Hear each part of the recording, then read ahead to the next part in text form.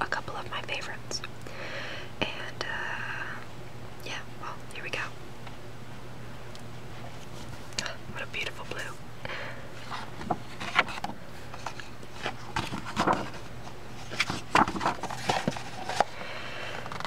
The tiger.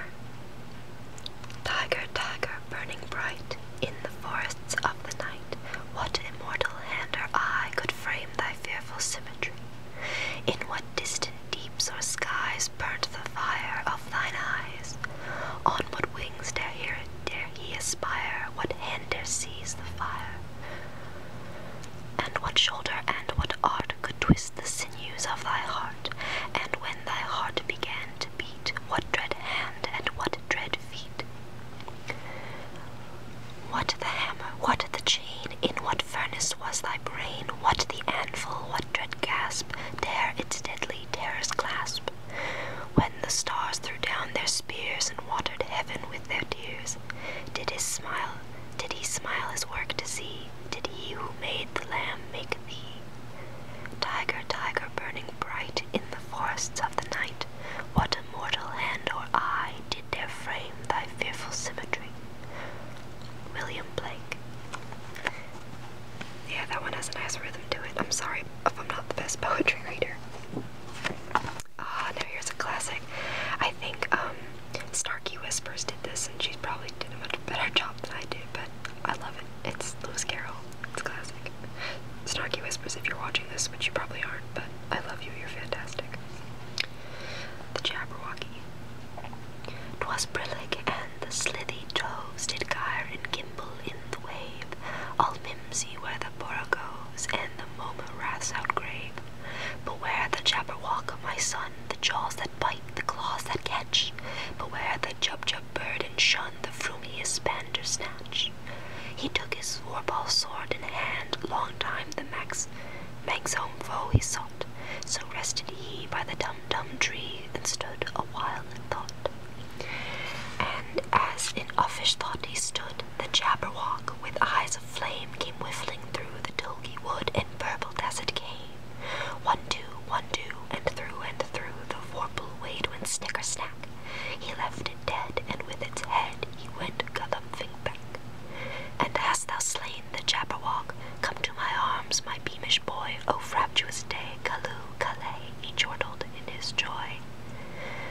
'Twas brillig, and the slithy toves did gyre and gimble in the wave, all mimsy were the borogoves, and did the momu wraths outgrave. Lewis Carroll.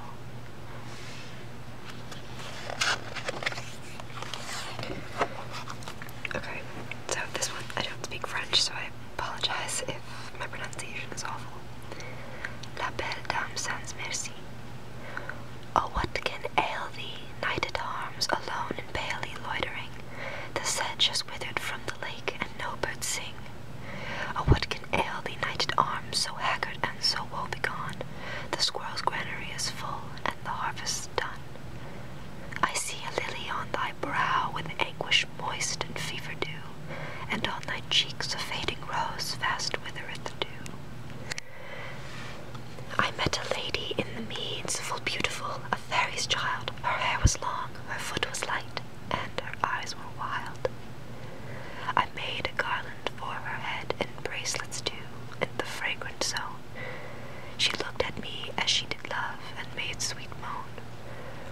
I set her on my pacing steed, and nothing else saw all day long, for sidelong she would bend and sing a fairy song. She found me roots of relish sweet, and honey wild, and manna dew, and sure in language strange she said, I love thee true.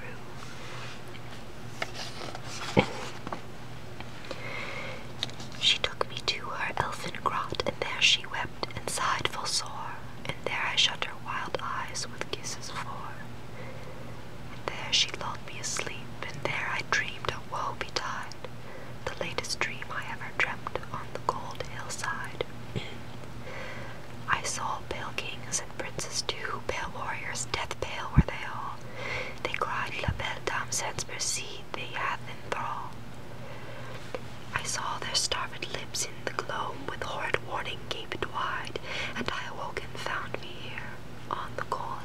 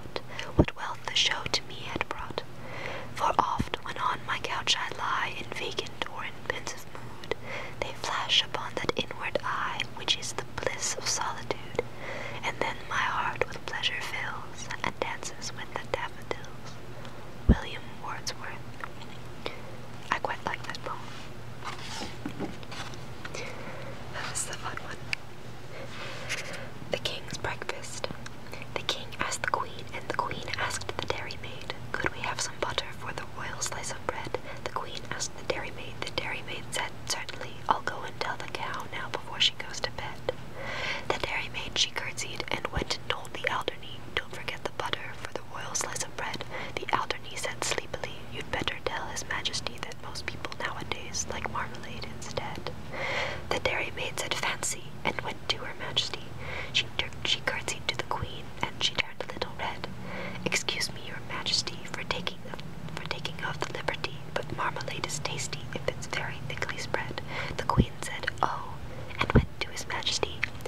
Talking of the butter for the royal slice of bread, many people think that marmalade is nicer. Would you like to try a little marmalade instead?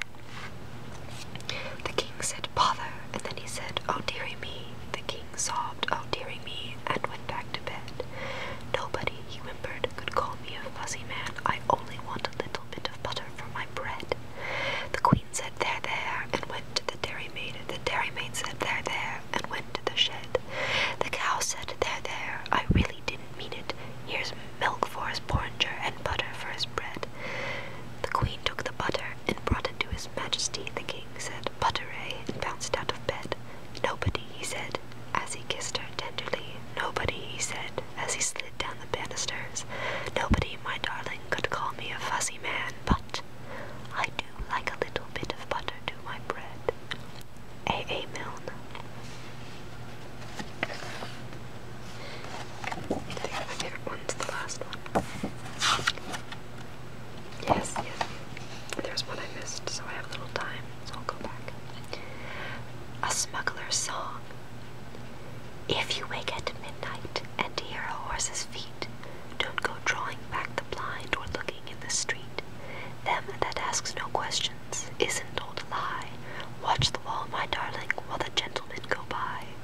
25 ponies trotting through the dark, brandy for the parson, bassy for the clerk, laces for a lady, letters for a spy, and watch the wall, my darling, while the gentlemen go by. Running round the woodlump, if you chance to find little barrels roped and tarred and full of brandy wine, don't you shout to come and look, nor use 'em for your play. Put the brushwood back again, and they'll be gone next day. If you see a stable door setting open wide, if you see a tired horse lying down inside, if your mother mends a coat cut about and tore, if the lining's wet and warm, don't you ask no more. If you meet King George's men dressed in blue and red, you be careful what you say and mindful what is said. If they call you pretty maid and chuck you 'neath the chin, don't you tell where no one is, or yet where no one's been. Knocks and footsteps around the house, whistles after dark. You've no call for running out till the house dogs bark. Trustees here and pinchers here, and see how dumb they lie. They don't fret to follow when the gentlemen go by.